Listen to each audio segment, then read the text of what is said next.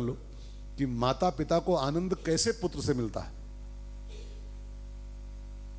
खाली बेटा हो और माता को आनंद पिता को हो, यह संभव नहीं है। खाली बेटा हो दरुहा हो तो माता पिता सुखी होंगे उससे। बेटा हो लेकिन लफंगा हो। एक से पूछा गया कि तुम्हारे कै बेटा हैं, तो कहा 4। कहा हैं कहां, तो कहा 2 बंद 2 फरार। अब सोचो कि हैं तो 4 लेकिन वो 4 को अनुकामक हैं। माता पिता को आनंद किस पुत्र से होता है, तो संतों ने खोज किया और पता लगाया कि केवल 2 प्रकार के पुत्रों से माता पिता को सुख मिलता है। 2 टाइप के पुत्रों से आनंद मिलता है, अंदर का सुख। एक, या तो बेटा वीर हो और या तो बेटा रघुपति प्रिय भक्तम हो, राम जी का भक्त हो। ये तो वीर हो तो भक्त हो। बस 2 तरीके के बच्चों से माता पिता को आनंद मिलता है। सुख की बात नहीं कर, आनंद की बात कर रहा हूं मैं। आनंद प्राप्त होता है। इसलिए हमारे संतों ने कहा है, या तो वीर बच्चा पैदा करो अगर आनंद पाना चाहते हो तो, और या तो फिर राम भक्त बेटा पैदा करो तो आनंद मिलेगा आपको। और नहीं तो खाली संख्या बढ़ाओगे, जनसंख्या केवल बस कि हमरे 2 ही हैं, हमरे 2 ही हैं। करते क्या है, एक गुटखा खा दे, एक दारू पियत है, एक हुआ बंद एक हुआ बंद है। तो ऐसे काहे पैदा करो। रामायण में लिखा है, न तरु बांझ भली, बांझ रह जाओ अच्छा है। ये कूड़ा कबाड़ा मत पैदा करो संसार में, खाली जनसंख्या मत बढ़ाओ। ये कूड़ा पैदा कर दिया, कबाड़ा पैदा कर दिया। एक महात्मा ने बताया, अगर आपसे पूछूं मैं कि महाभारत की मूल कौन थी, जो इतना बड़ा संग्राम हुआ था महाभारत का, उसकी जड़ कहां पर है, तो एक संत खोज के बताए कि पूरे उस महाभारत की जड़ थी गांधारी। द्रौपदी नहीं थी उसमें कुछ, न पांडव न कौरव। उस पूरी लड़ाई की जड़ थी गांधारी है। जानते हैं क्यों? 100 गंधौरे बेटे समाज में पैदा कर दिए। गंधौरे हैं न, ये 100 गंधौरे पैदा करती 100 कौरव, न ये संग्राम होता।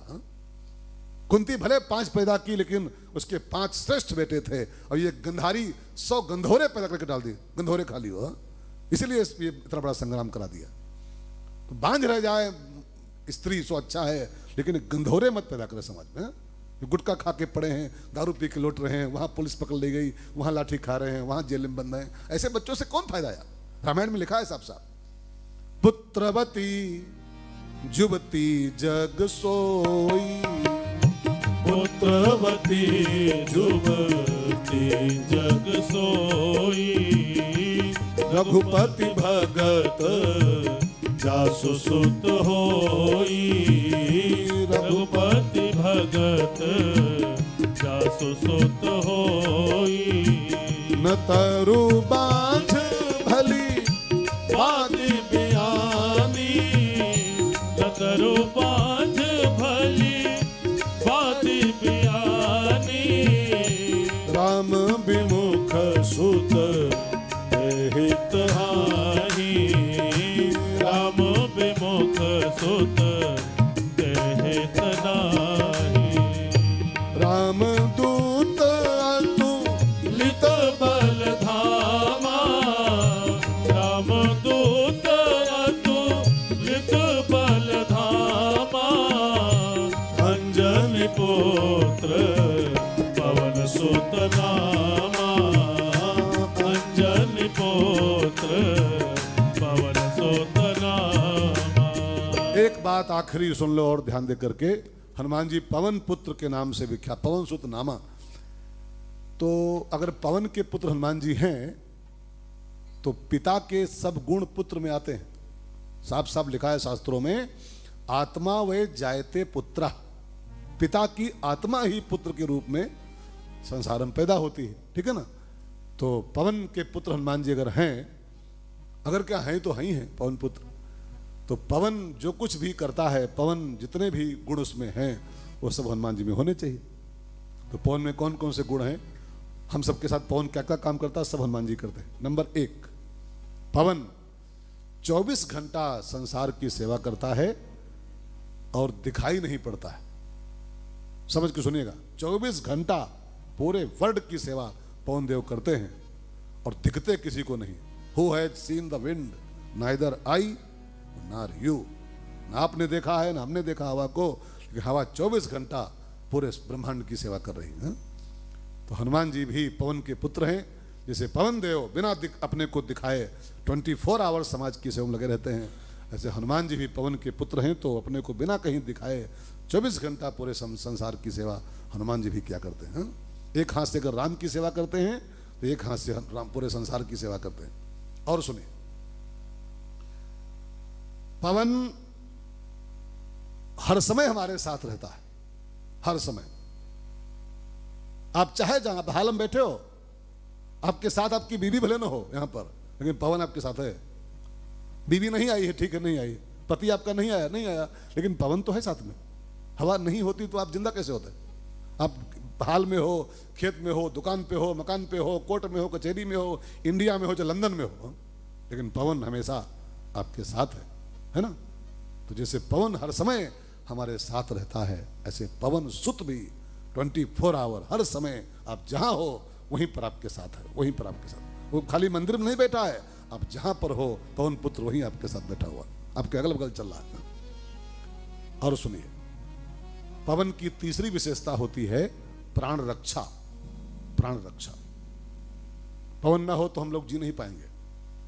अभी बीच में थोड़ा हवा कम पड़ गई थी तो एक सिलेंडर बिका है, 300 का आता है, 300 का हवा वाला हो, हवा खाली हो तुम हवा 300 का आता है इतना बड़ा सिलेंडर।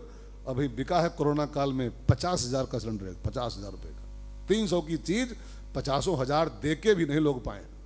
ऐसे एक एक सांस को घुट के मर गए, कई लोग एक एक सांस को तड़प के मर गए। तो पवन प्राण रक्षक तत्व है।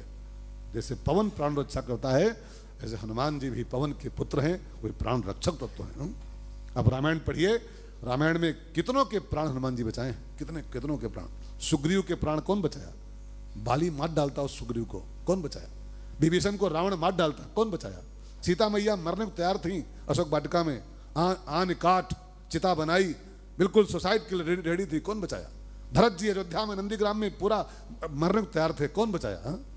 लक्ष्मण जी बिल्कुल मर चुके थे लगभग, कौन बचाया? कौन बचाया?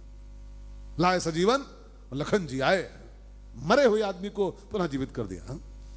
एक ही उदाहरण नहीं, हजारों उदाहरण हैं। जैसे पवन प्राणों का देवता है, प्राण चलाता है सबके, ऐसे हनुमान जी भी पवन के पुत्र हैं, हम सबके प्राणों के रक्षक हैं। और पवन का चौथा अंतिम जो लक्षण होता है वो है शीतलता प्रदान करना, ठंडक। ठंडक, खूब तेज मई जून गर्मी हो और तनिक हवा का झोंका आता है, है ना, तो हवा का काम होता है शीतल कर देना। तो पवन पुत्र भी यही करते हैं जो पवन करता है। हनुमान जी, सीता मैया बिल्कुल तप्त थी वहां, बिल्कुल जल रही थी, भुंज रही थी। हनुमान जी पहुंच गए तो सीता मैया क्या बोली? तो ही देखी।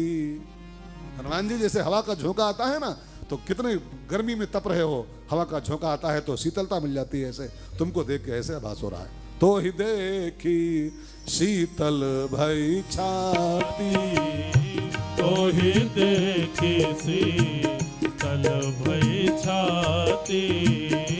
पुनिमो कहो सोई दिन सोई राती, पुनिमो कहो सोई दिन सोई राती। रामदूत अतुलित बलधामा, अंजन पुत्र पवन सुत नामा। यहां तक मुझे आज बोलना था, टाइम के अंदर अंदर 6 बजे तक बात करनी थी। अब बिल्कुल घड़ी मिलाओ, 6 बजा कंप्लीट। इसलिए आज की कथा को ही पूरी कर रहा हूं। 2 से 6 कल मिलेंगे और महावीर विक्रम बजरंगी से यात्रा शुरू होगी। और जहां तक 2 चौपाई, 3 चौपाई, 5 चौपाई, इतना